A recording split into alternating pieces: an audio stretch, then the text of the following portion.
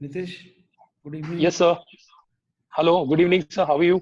All good, all good. Yeah. Welcome to the Zoom meeting, sir. Thank you.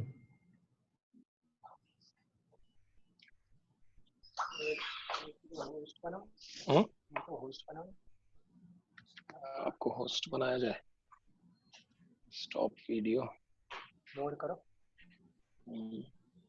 Meeting settings.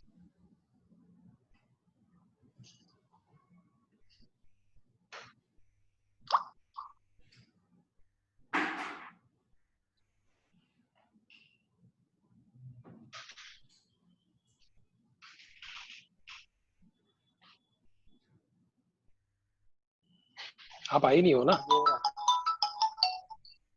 Hello, ये course तो है. हाँ चालू कर दिया ना हमने. अजय. क्या नहीं आ रहा है?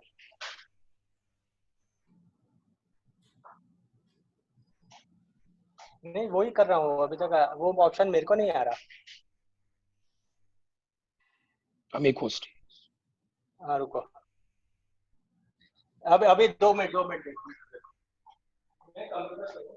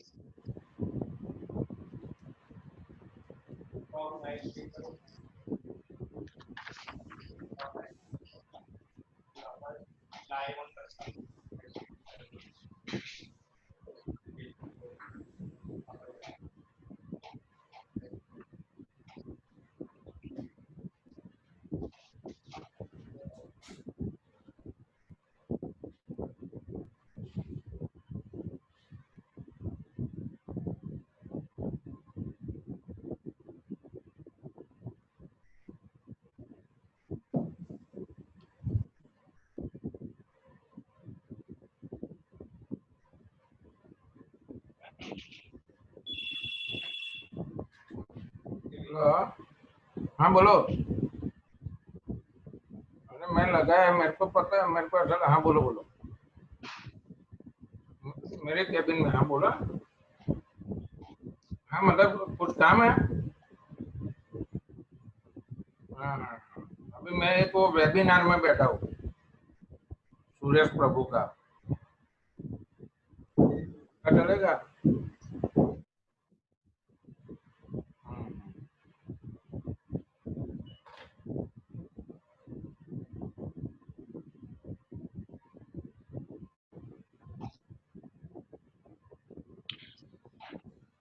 Hello, everybody.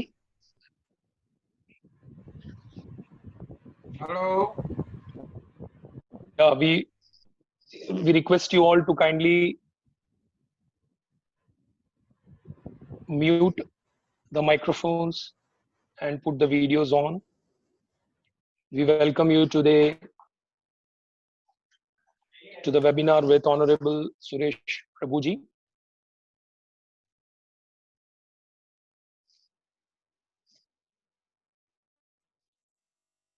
Premal Bhai, good afternoon. How are you? Good afternoon, Fine. Suresh I bhai. know you have. Great, sir. Thank you. It's a very, So very we'll, interesting session today. Indeed, Yep. it is. Yeah. So we have called everyone at 3:45 so that we can settle down Yep, by the time sir gets online. sure. Yeah. So please mute your microphone, sir. I'll do that, yeah. Thank you.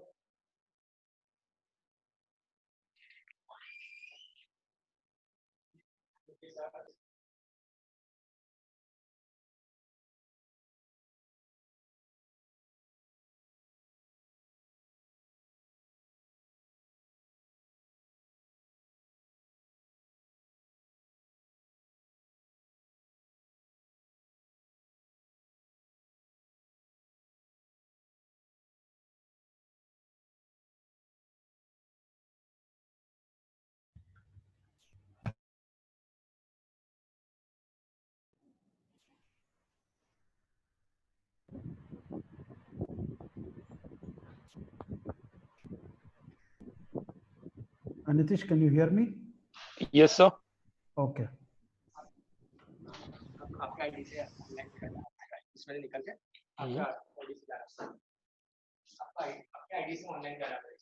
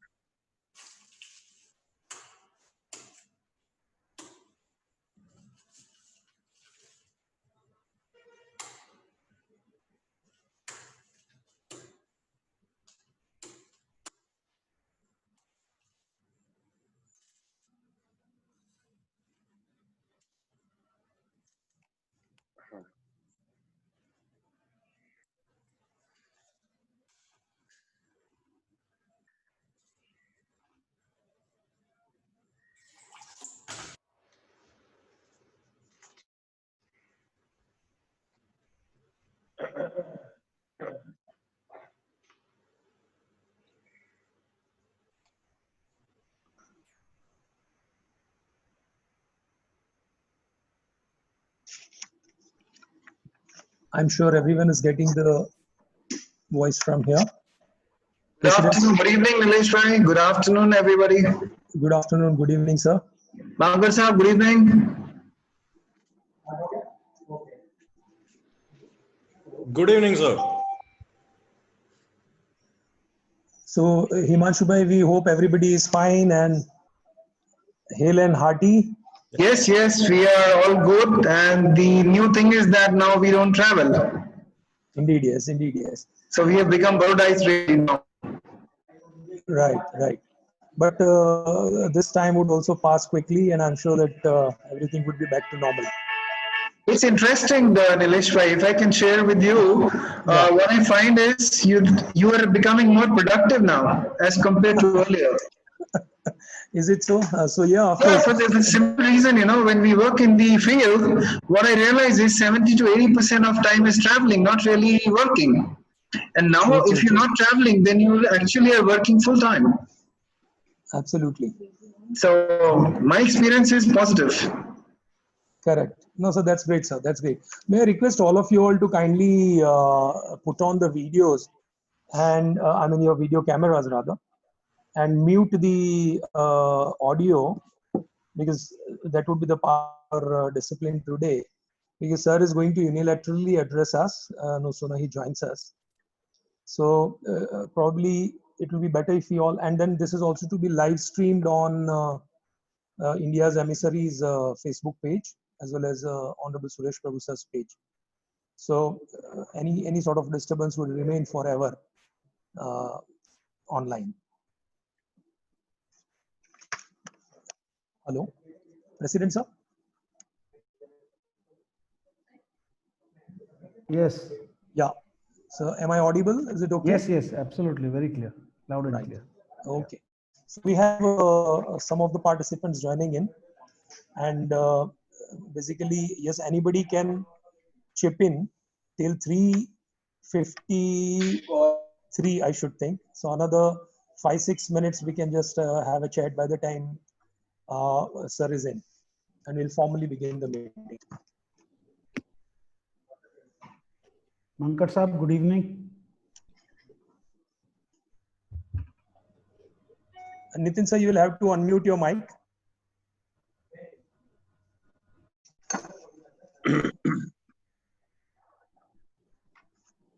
I think he's not getting the audio, sir. Yeah, yeah. Nitin bhai. Good evening. Good evening, madam. Good evening, Geeta. Good evening. Good evening, sir.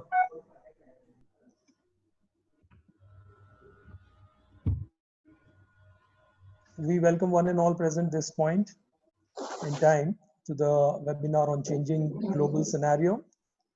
We have these 10 minutes as a warming up and knowing each other by 3:55-ish.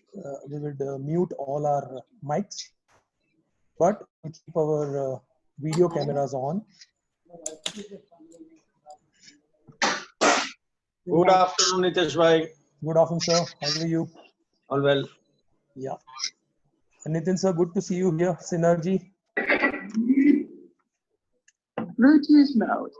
Bluetooth connected. Sanjeev bhai, welcome, please. Nitesh bhai, good evening. Yeah, good evening, Purswani sir. How are you? Fine. Great, great.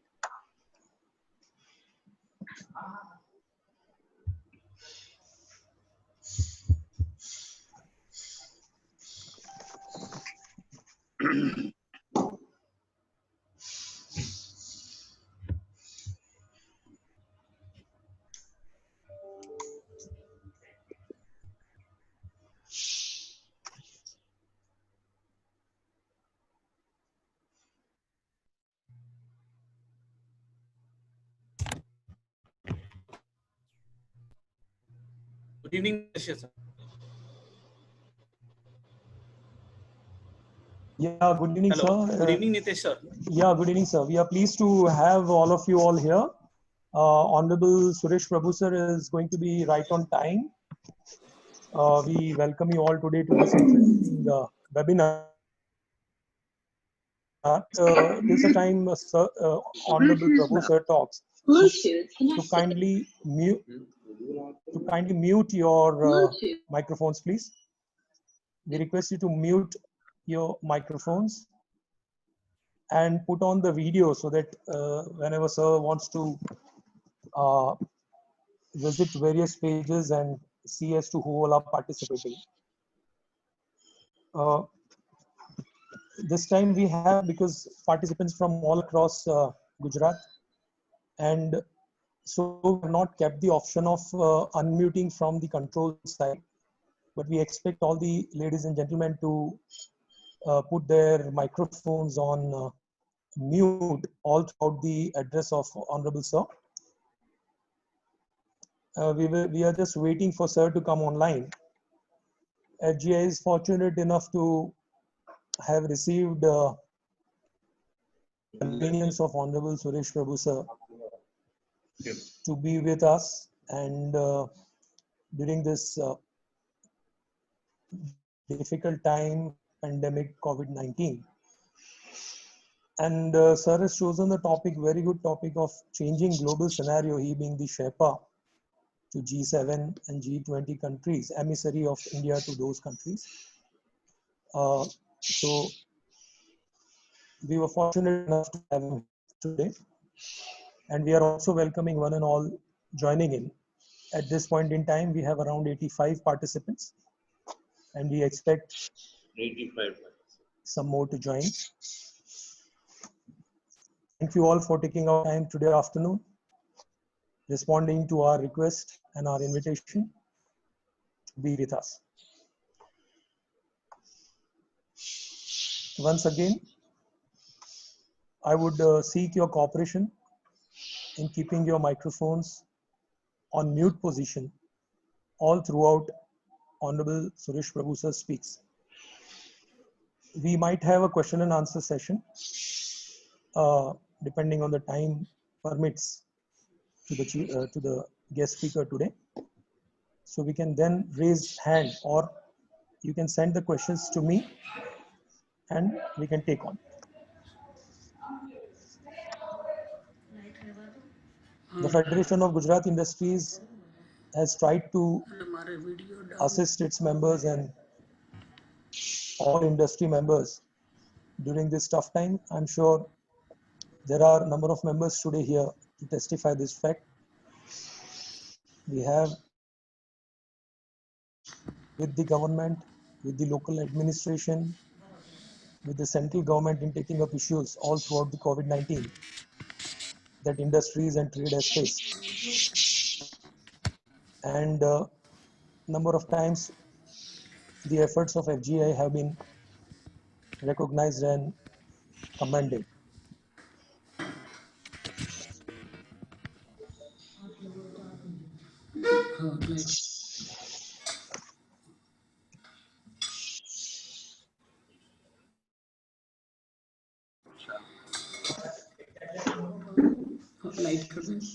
Yeah.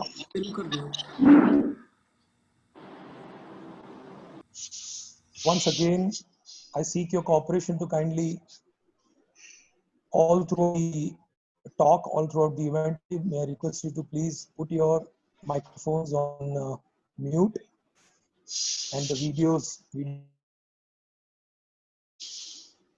I'm given to understand that Honorable Suresh Prabhu Sir has joined the meeting, and we will start dot on 4. We once again, the Federation of Gujarat Industries, welcome one and all today who have taken out time this afternoon to join the very important webinar with the very important person of the country, Honorable Sherpa to G20 and the former Union Minister of India, Shri Suresh Prabhuji.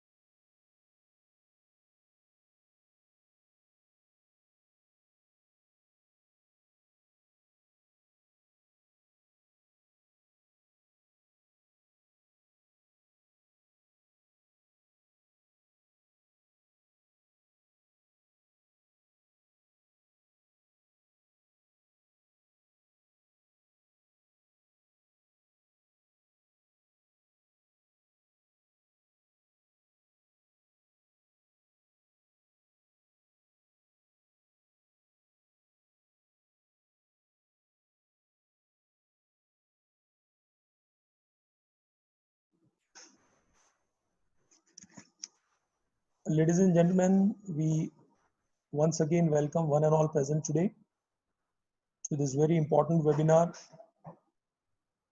on changing global scenario by none other than Honorable Suresh Prabhu,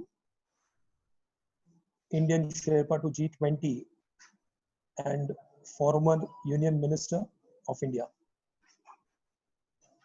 We request you all kindly mute your microphones all throughout the address by Honorable Suresh Prabhu sir.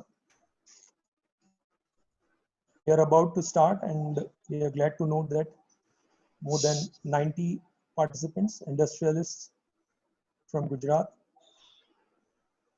presidents and office bearers of various associations of Central Gujarat and Gujarat have joined in. We also have honorable past presidents of FGI, few of press members joined in. I would just like to go through the schedule of today. At 4 p.m., Honorable Sir would join the webinar. Mr. Manohar Chawla, President, Federation of Gujarat Industries, would welcome formally one and all. We will have address of Honorable Shri Suresh Prabhuji from 1 minute past 4 till 4:25-ish. If time permits and if it is convenient to serve, we will have a couple of questions taken. And at around 4:29, 4:30-ish, our past president, Ms. Geeta Goradia, chairperson, Forum Central Gujarat, and the only woman president of the Federation of Gujarati. We are about to start the webinar. Once again, I request you to kindly keep the microphones on mute to have a fruitful session today.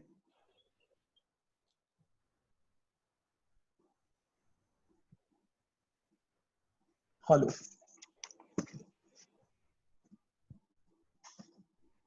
Good afternoon, Honorable Sir. We heartily welcome you for today's webinar on changing global scenario.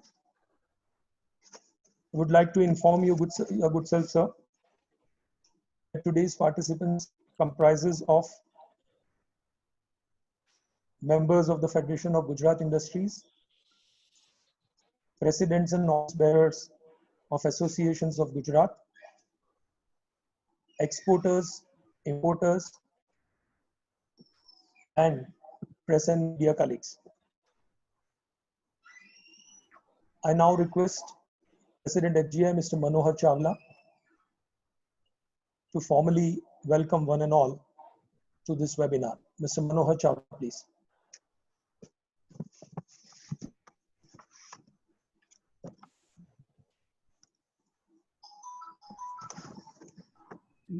Good evening, everyone.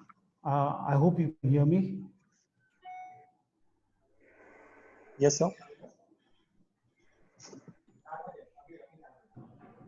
Our esteemed guest speaker, Honorable Shri Suresh Prabhu, India's Sherpa, India's emissary to G20 and former Union Minister of India and Member of Parliament in Rajya Sabha. Managing Committee members of Federation of Gujarat Industries, presidents and office bearers of various associations of Gujarat, esteemed participants, press, media, ladies and gentlemen. On behalf of Federation of Gujarat Industries and participants, I am extremely delighted to extend a very warm welcome to Honorable Shri Suresh Prabhuji to today's webinar on the changing global scenario. I also welcome all the participants. The changing global scenario, as a fallout of the pandemic COVID-19, there are a series of developments in the global trade scenario. It is extremely essential for industries, business organizations, and the captains of industries in particular to understand the effects of the changing global scenario. The recent times have been volatile and dynamic in terms of economies, global politics, commodity markets, business houses, and the changing paradigm shift in the economic powers across the world. Global events such as the global effects of trade with China, the US presidential election, the strained US-China trade issues, Brexit, EU protectionism, and the policy initiatives would certainly have repercussions on business environment.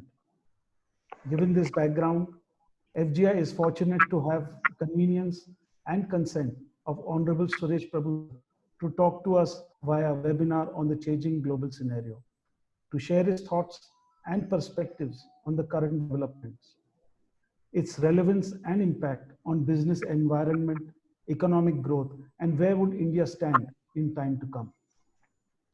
Honorable Suresh Prabhuji has been very kind enough in his visits to interact with FGI and industries of Gujarat on various occasions to guide them in respect to show the way forward and to plan suitably. The Federation of Gujarat Industry is very thankful to you, sir, for sharing your valuable time today. Sir, FGI, founded in the year 1918, is an apex industries association and a recognized chamber of commerce in Gujarat, having a very illustrious track record of over 100 years in the service of trade and industry to bring interesting topics, programs, and other important services for the benefits of its member industries. With these few words, I would like to conclude. I welcome you all. Request our Secretary General to introduce Honorable Suresh Prabhu. Thank you. Thank you, President, sir. We are indeed privileged today to have amongst us Honorable Shri Suresh Prabhuji. Honorable Prabhu, sir, today represents India, the G20, as our Sherpa or the Indian emissary. Sir is a Rajya Sabha MP from Andhra Pradesh and has held several key portfolios such as power, railways, commerce and industry, civil aviation, heavy industry and public enterprises in the union government. Sir lays down the groundwork with detailed negotiations with Sherpas of other member countries before the head of the state arrives for the final meeting. A man of action, having penchant for undertaking reforms, scripting turnarounds, and achieving superlative results by working in mission mode. Honorable Sir is an advocate for decisive growth-driven change, a well-respected leader for his impeccable integrity, passion, and commitment towards society at large. Sir has been featured among the top. Sir has been featured among the top 3 Indian leaders of the future by Asia Week magazine, Hong Kong, in its cover story, "Giant on the Move." Shri Suresh Prabhu sir is not only armed with education, ability, understanding, high integrity, zero corruption, but also with delivered milestones. An All India rank holding chartered accountant armed with a law degree, Shri Suresh Prabhu is amongst those admirable names in public life with emphasis and gist for academics. The same zeal drives him presently to pursue 2 PhD programs in climate change and economics in Germany and Mumbai respectively. We invite Honorable Suresh Prabhu sir to address us on changing global scenario. Over to you, sir.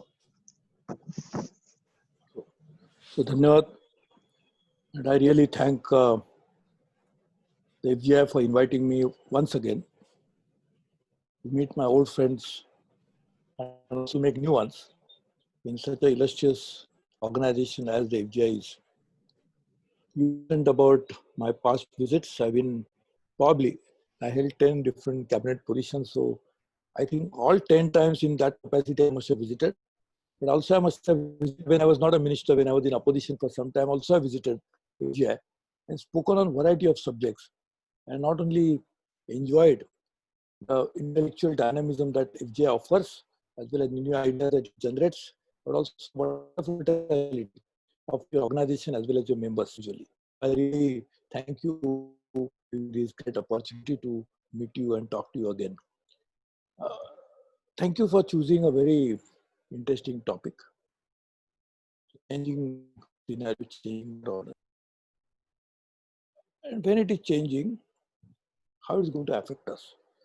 Or what that we need to do to be part of the change, or sometimes also in a way be responsive to the change and be proactive with the changes that are going to affect and the consequences arising out of it. See, clearly, there are some major global events which have affected a very discernible change in the world order. Asia, as you know, and particularly China, India, were but that change due to colonization, more so in India. China was not as badly colonized as India was, so they were also part of a major thrust by Genghis Khan and his successors, but not so much by the European powers as India was. But China and India lost out, and particularly Asia lost out. They were the only ones, major pillars of the Asian economy at that time. Also after the Industrial Revolution. So Industrial Revolution, in a way, created a completely different world order. And then the European lost out, the America emerged in a very significant geopolitical, geoeconomic change. And then, particularly in the last 40 years, we have seen, or you can say even after the Second World War, mainly before 1980, Japan emerged as a very major power, and that was the time when people were thinking that Japan might even overtake the United States till it flattened out. And then came the rise of China in the last 40 years. And so these were the changes which are happening anyway. But some events triggered those changes in a very significant way. Like this World War, like the Industrial Revolution, like the major effort of colonization. Of course, colonization benefited more to the colonizers and lost our share into the global economy significantly. But all these changes have been triggered by some major global event. I would not say as of now, as of today, that whether this particular pandemic might be of that huge significance to the changes in the world order. I don't know yet, but it seems that definitely the big changes are on the way already. And one big change is that countries are questioning the present economic world order for sure. And economic world order, when you say it's actually economic world order can be offered different levels. One of that certainly is related to the business, the way business is transacted in the world, how the global supply chain.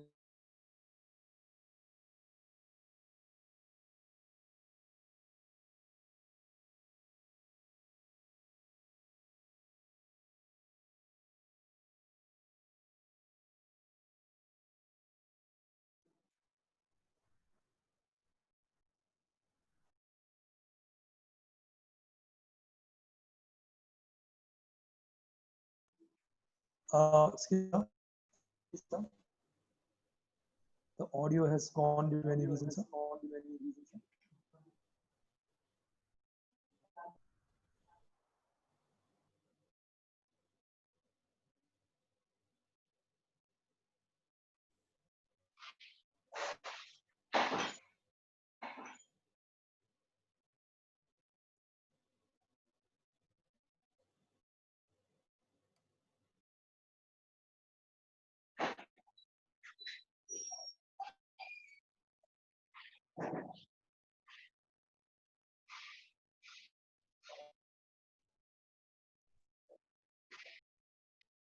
Hello? Can you hear me? Yes, we can. Now. Yes, sir. Can you hear me? Yes, sir. Yes, sir. We can hear you. Can I go on?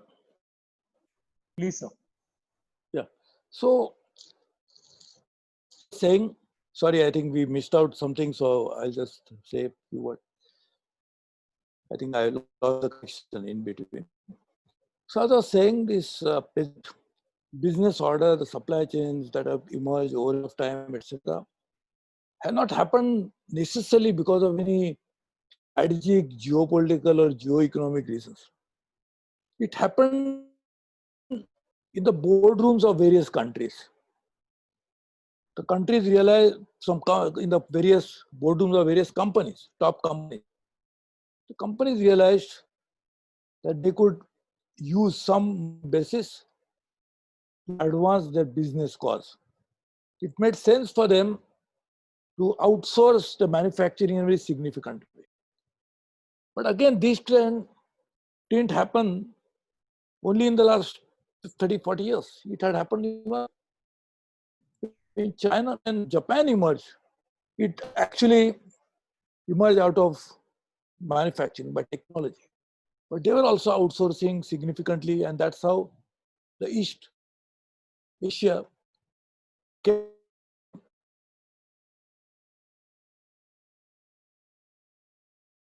With immediate neighbors, and the Southeast Asia was very clever enough to adopt the policies which attracted investment, allowed the Japanese companies to use South Asia as a manufacturing base, and they developed some key strength area in some sectors. This first major emergence of Japan using Southeast Asia as a manufacturing base. And this is probably very significant business change that happened in the world. We could that. But when China opened up in 1970 and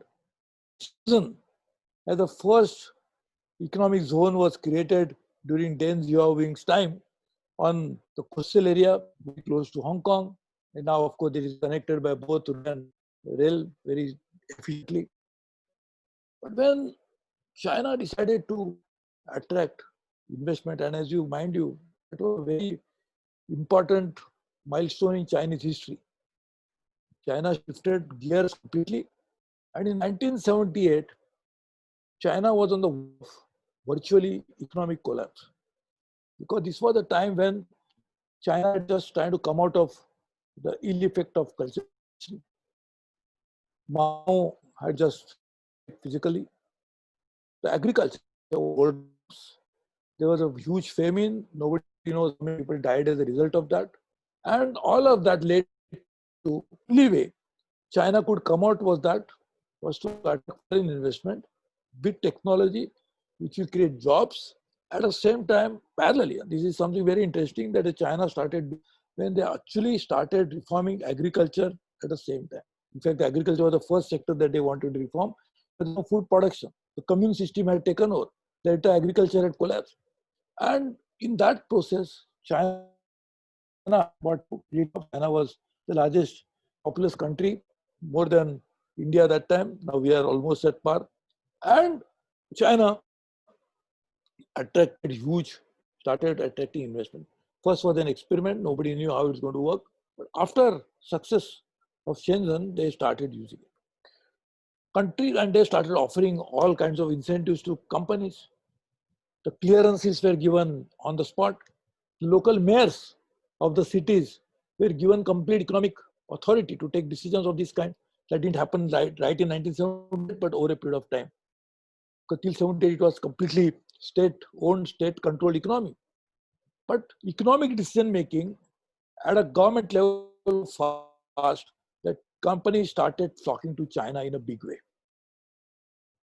Mind you, that's what I'm saying. It is not necessarily because of any geopolitical or geo-economic change that is happening globally. This happened because of China's own compulsions of attracting investment. This also happened at a time when large companies in United States were also struggling to find out, and European companies struggling to find out, because their own standard of living had increased, the cost of labor had gone up considerably. So they are also struggling to find out what is the best way to devise their own business strategies. Some, at that time also, countries were moving to Mexico, some of the companies. And so Mexico was one of the beneficiary of outsourcing from United States. And by 1980, there was still a USSR. So therefore, there was no change that had happened that West European companies would expand their business operations in the neighboring East Europe. Germany was still two Germanys, the East Germany and West Germany. So at that time, there was no possibility of the European companies going and doing outsourcing in the East Europe cheaply, and more facilities were available. So China became a major option. Plus, China started opening up. See, this is very important. China started opening up at the same time domestically. So when they're opening for investment, and inevitably this happens always, they're also opening their domestic economies considerably. So therefore, what happened was China offered a best opportunity for them, those companies, because first, outsourcing, cheap labor, and abundant labor. Now that is changing in China also now. That unlimited amount of labor. So people are migrating from rural areas into cities. They were available in abundance. The productivity of labor was very high. Government approvals were very good. At the same time, slowly China started opening up. So domestic market also, to some extent, if not all, China is still not domestic market that is open for all foreigners to the extent that it is thought, but still it became a new opportunity for the companies, Europeans and American companies, also to the economies like Japan and Korea. China again had the advantage of having a huge overseas people of Chinese origin, which are living in different parts of the world, huge capital. They also decided to invest. But I'm just giving the example because China emergence happened not because of any geopolitical, geoeconomic reason, necessarily by some global power deciding that they will now shift to China, but it happened because of this favorable business condition that was offered. And at the time, the American and the European companies also struggling to find out how best to increase the market share by remaining very cost effective. Today, the situation is different. Today, the countries are thinking, but how well was the strategy strategically to actually make China such a strong economic power. And already close $50 trillion economy, second largest in the world, and was growing fast till they also face some hurdles. But still, they're growing at 10% plus for a long time, and now still growing at about, maybe now we'll have to find out a new normal for the Chinese growth. But even before the pandemic, about 6, 7, 8%. So now in a situation like this, the new China which has emerged, economically so strong, how would it affect the strategic implications of that on countries which are feeling the heat of China? Now this is a major geopolitical shift. It's a more geo-economic shift, not driven by the business, but driven by this different perception about China. Of course, this is a large and big subject. I don't think we have enough time to discuss all that. So just now come out of that, one interesting aspect of this, there were some opportunities for India. As I said in the beginning, that Southeast Asia, the ASEAN now, 10 countries in ASEAN region, benefited Russia, Thailand, Indonesia, and many others. But some countries in ASEAN, again, like Vietnam, like Myanmar, like Laos, like Cambodia, they are the countries which are having lowest of per capita income among the ASEAN countries. So those countries always happen. So those countries became more competitive than the rest of ASEAN, and they are also now coming out with a very aggressive strategy to attract investment, first from the neighbors in the neighborhood indirectly, like China, like some countries, China's neighbor like Vietnam, China or Korea, Japan, and of course the Europeans and the Americans. So they are trying to attract at the time when China is becoming one, the challenge geopolitically, geoeconomically is pursued by some countries, but at the same time, they are also having a disadvantage because their domestic cost has gone up. The per capita income in China is more than $10,000. And in the situation like this is not per PPP basis. So just imagine China becoming little labor-wise more expensive. Other countries become competitive in the region. US, particularly, you can say Europeans and US, maybe the NATO allies, of course, the NATO itself is in question mark now. But all those countries were also thinking of doing it for a different reason. One is a business reason, the companies were finding it high cost. Second, geopolitical, geoeconomic reason. Third, all this competition that is coming in foreign countries, these are the new scenario. In that, two kinds of companies which will be branching out of China. One, these companies who are finding it difficult to maintain business, the foreign investors. And a second, those companies who are in China, Chinese companies, will also find it very expensive or not so cost effective to continue doing business in China for global markets, because they also have to survive. And again, they will also make sure that their profitability and their advancement of business cost happens properly. There are two kinds of companies which will like to move out of China for this reason. Actually, and Secretary General mentioned earlier about what was preceding. This happened even before Corona happened. In fact, this was a trigger. I had realized that this is going to be a very important change that is going to happen in the geopolitics and geoeconomics of the world. About almost 2.5 years ago, I had set up a group under chairmanship of Surjit Bhalla, the noted economist. Now he has been appointed by our Honorable Prime Minister to be the International Monetary Fund, Washington, DC. I made him chairman. The present minister, Dr. Jaishankar, was made now is the external affairs minister. That time he was with the Tatas. I made him a member of the. I made Chandrajit Banerjee, the Secretary General of CI, as a member of the group. Former former Commerce Secretary, Rajiv Kher, very fine officer. I made him a member of the group. I made Adil Zainulbhai, one of the finest brains who used to be heading McKinsey, as a member of the group, and a few many others. And I personally spent hours together to discuss the strategies, how India should benefit in this emerging global scenario. And what was submitted till I was a minister, and I got to have complete platform ready to make sure that India benefits. Of course, that happened just while the elections were announced, because by the time they submitted a report, that time will be processed. But I processed it. There is a platform which is ready. Now, as it's a long time, but anyway, I'll just very quickly, where the implications will happen for India in the next years.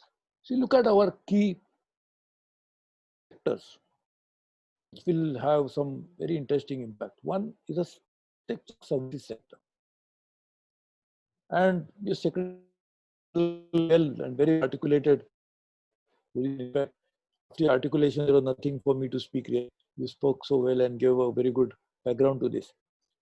And even the President Chawla Sahab, you also gave a very good background to all the issues that you mentioned about it. But for example, one of the major services exports from India, and India's largest services basket, the largest provider of employment is IT sector. Now you mentioned about opportunity. These were the sounds which are coming from US for a long time, that Indians are stealing our jobs. In fact, the president election, as you correctly mentioned, is around the corner, only 4-5 months ago. And in that election, again, this type of rhetoric will come up again. It's a different, so than anybody's job created more jobs in India, that is a different matter. But this kind of protectionism might affect our IT sector significantly. The new visa regime that US tried to put in place ability to send more people for onshore jobs in United States. Actually, this is one part, but because of this pandemic, people are starting realizing that there is no need for going on site to perform at the jobs. You can do it like what we are doing today. We are talking to each other. So therefore, while this kind of protectionism may not allow the visas to be issued to the companies so that they can bring their employees to their country, at the same time, new emerging scenario might even, because this is driven by technology. This was perforce thrust on us, which has opened our eyes to a new possibility that you can do so without being physically there. So this might also upset to some extent the negativity of losing some opportunities in the United States, because we can do those jobs without being here itself. But that is one impact. The second impact is that as our Honorable Prime Minister is pursuing, and rightly so, a major program for Make in India, mean that most of the products that we'll have to make in India. Most of the countries, like United States, Trump's slogan has been, and now he's going to fight the next election on the same slogan, Make America Great Again, MAGA. That is his slogan. So all countries would like to do the same thing. We'll have to navigate our strategy as to how do we benefit from this. This trend is going to be very visible in the next few years' time, and therefore we'll have to see how to navigate out of it. Also, interestingly, while we need to do this, we have to put, as I said, the Chinese did the same thing when they are attracting investment significantly, also aligned the domestic policies to this interesting global trend that they were wanting to make that happen, and therefore they were trying to align both together. I feel we also need to do that, and therefore, as I said, I had set up a group under the chairmanship of Bhala. I also had planned a $5 trillion study. Now that will take a longer time to reach $5 trillion, but if whenever we reach $5 trillion, how that economy should look like. One element of that, that 20% of $5 trillion, that is $1 trillion, should come from industry. About 60% of that $5 trillion must come from services, that is $3 trillion. And another $1 trillion, that is remaining 20% of the $5 trillion, should come from agriculture and led services. So I drawn up a complete plan, which of this sector, which can contribute this 20% of industry. I have a group under various heads, because who knows manufacturing? They can only manufacture. Like Mr. Pawan Goenka, who is in charge of Mahindra, in charge of manufacturing, because the automobile is a major business for them. Incidentally, automobile is a major component of India's manufacturing basket anyway. So we set up group and we have prepared a complete map. Which sector can contribute to this $1 trillion in manufacturing? Same in the services. 12 champion sectors of services, which will make this $3 trillion possibility, for which 5,000 crore was set aside by the budget. I got it approved by the cabinet, Honorable Prime Minister Modi. In fact, I must really tell you, the man with a mission, man with a vision, who is already trying to put everything together. So I prepared and worked on it. Same for agriculture. Whereby agriculture exports can be taken from $26 billion today to $100 billion at a time when India's food production, agriculture production, horticulture, dairy production, and Gujarat is the place where the dairy revolution started in India. And all of that meat, dairy, the milk, marine products, Gujarat is for the longest coastline in the country. Agriculture, horticulture, all put together, $100 billion, the target is worth better. So I'm just saying, emerging trend. I wish I could have talked on a much bigger, larger issues, but time is constrained because I have to go for another dinner. But I'm very happy that you got me this opportunity to talk about this, and also triggered my old thinking, also helped me to read that I had taken when I was in the government, in the minister. Today, and this is my last point, that I am also present, I am also Sherpa for G7 and G20 both. Today, Prime Minister Modi has been invited to be part of G7 again.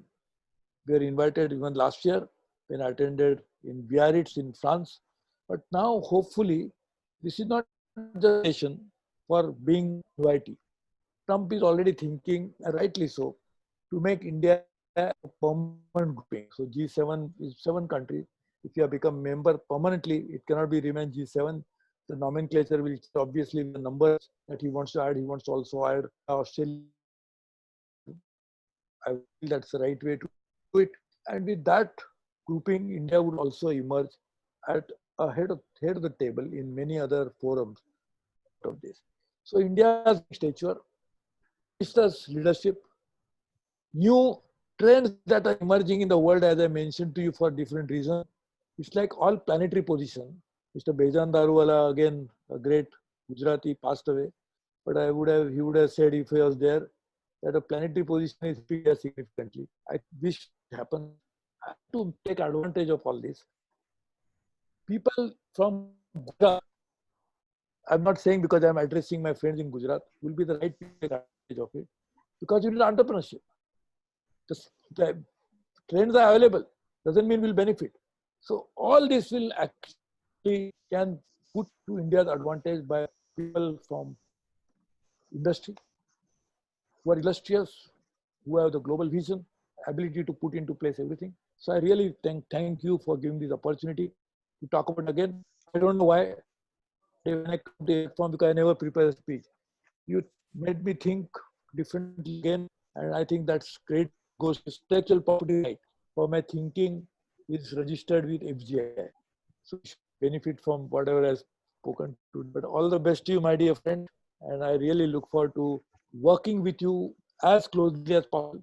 In future, whenever you invite me, I'll be available as your friend because I learn from you, I benefit from you, and also get inspired by you. So thank you very much. All the best to you. Thank you so very much, sir. It is not only the Bejan Daruwala's planetary position, but now another P, Prabhu sir, is also helping India to be on the G7 and the other global platforms. It was wonderful, sir. It was very, very enlightening, and not to take much time. We have a couple of 3-4 questions received. One is from the Federation of Small Scale Industries President, Dankesh Patel. Dankesh bhai, can you hear me? Hello. Dankesh bhai, are you there? Okay. In the meanwhile, our past president and forum chairperson, Ms. Geeta Goradia would also like to present a question, sir. Geeta, madam. Good evening to you, Prabhuji. Well, I have a question that there is this anger against China across the world, and everyone wants to be making their own country. So basically, we are moving from liberalization, globalization to protectionism. That is one point. And number two, the due to COVID, the anger which is there against China, do you really think that there will be diversion of orders from China to India? And if so, which are the sectors which will benefit because of this? Because China also, I would like to add that China is one country, they can go down to any level to reduce their costs and prices and become more competitive than any other country in the world. And they've done it earlier.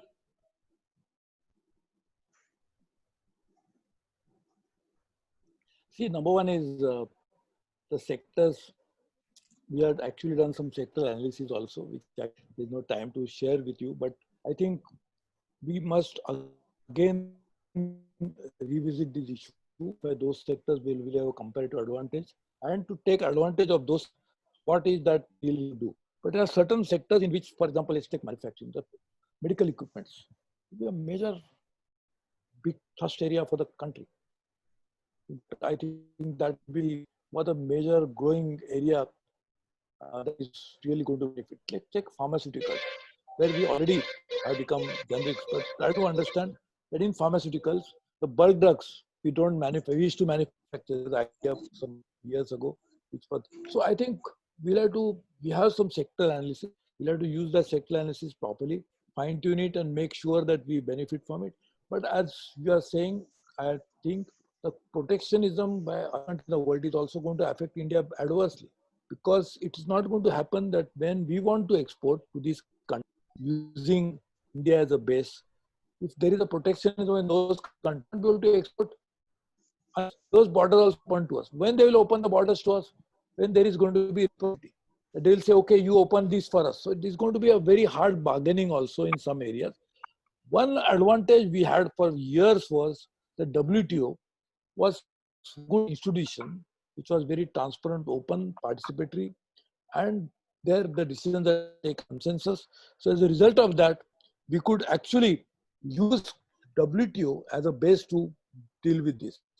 WTO itself is now challenged. That's another challenge in India. Therefore, actually, I, as a commerce industry minister, when I saw that imminent danger coming, that WTO is on the very existential threat, I had organized two mini ministries. One was in 18, just after the last major ministerial in Argentina, which I attended and saw the WTO facing adverse situation. I had a meeting which was attended by 57 countries. The second one was as late as April 2019, when we got other group of people to save WTO. So when to address this protection, WTO is a very good answer for India. We must make it stronger, bigger. So both, as one is sector analysis as well as the threat from protectionism can be addressed by dealing with this. Sir, मेरे को दूसरा program permit me, so one last question. Yes, sir. This will be a last question. We have a question from a member. Few Southeast Asian countries are affecting India's foreign trade with no permission given for product to export, while they have FTA with India. How should India promote level playing field to Indian producer when concessional duty import is freely coming into India, injuring domestic industry in this COVID situation? Sorry, domestic. Citizen, can you repeat it? Yes, sir. With no permission given for the product to export, while the SEA countries have FTA with India, how should India promote level playing field to Indian exporter, Indian producer, when concessional duty import is freely coming into India, injuring the domestic industries in the COVID-19 situation? I think it's a very typical session today. I understand what you're saying, but I think we have to ensure that like for example, in case of agriculture, I'll give you an example. This happen and there is a drop in prices. We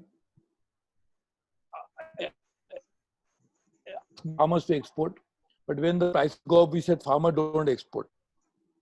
We'll have to ensure that such export restrictions harm sometimes our own exporter, because if we don't have a reliable export commitments we can fulfill, then we are not able to get a very acceptability as an exporter in the global market. So point is well taken, but I think this particular situation at this particular time was very, very different, and therefore this would be, you can take it as not normal but an abnormal reaction, because I know what exactly you're talking about, and I exactly appreciate also and sympathize with your concern, because this was a good opportunity for India, but we had to deal with a very extraordinary situation.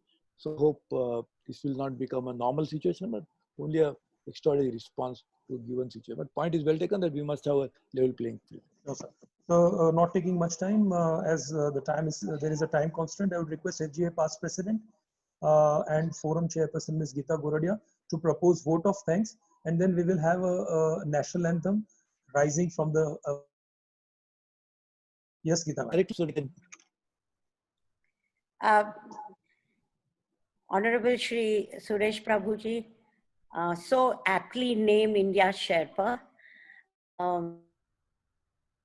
Minister of India, our President, Mr. Manu Chawla, Presidents and office bearers of other associations, members of Federation, members of media. On behalf of Federation of Gujarat Industries and on my personal behalf, I would like to propose a hearty vote of thanks to Shri Suresh Prabhu for addressing us excellently on the changing global scenario and for interacting with participants. Yes, we had very little time, but I'm sure we'll have another opportunity also. Thank you once again for sparing your valuable time and providing important information and guidance, I think, which will go a long way in assisting us. Thank you all the members who attended this webinar, and thank you to even the press and media who have been able to attend this webinar. Thank you once again, Shri Suresh Prabhu, for being with us. We rise for the national anthem, everyone. Yes, and just one minute. Yes, I got a representation from definition of the SSI, small scale industry. I already forwarded to Nitin. I will pursue. Thank you very much. Sure, sir. Janagana mana adinayak jaya hai Bharat. Thank you, everybody. Take care. Thank you so much. President, sir. Thank you, Nitish Bhai. Thank you, Geeta ma'am. Thank you all. Good day. Have a nice We all can unmute and we can be here for another 2-3 minutes.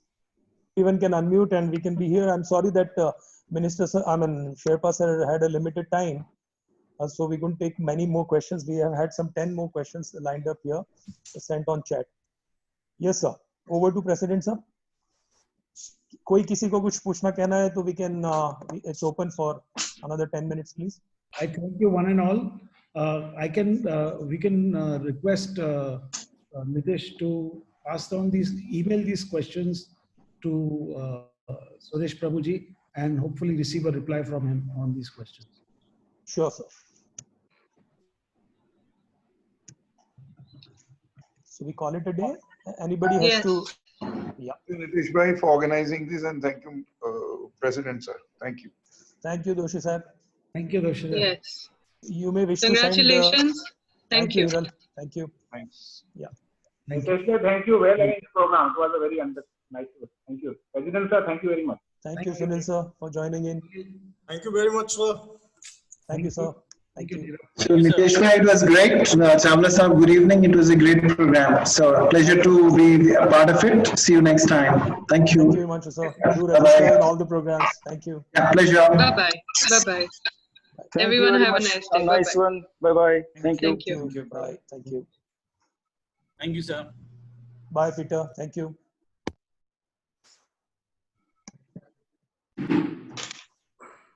Zibri, you can stop it now. Thank you, Rajesh sir. Rajesh Khajuria ji.